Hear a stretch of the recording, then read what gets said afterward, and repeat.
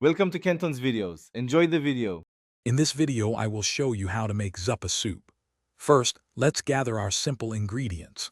You'll need 1 pound of Italian sausage, 1 large onion, and 4 cloves of garlic. Also, have 6 cups of chicken broth, 2 large russet potatoes, and 1 cup of heavy cream.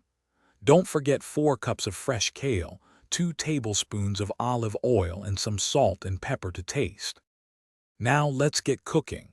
In a large pot, brown 1 pound of Italian sausage over medium heat, breaking it apart. Once cooked, drain any excess fat. Then, add your chopped onion to the pot and sauté it for about 5 minutes until softened. Finally, stir in the 4 minced garlic cloves and cook for just 1 more minute until fragrant.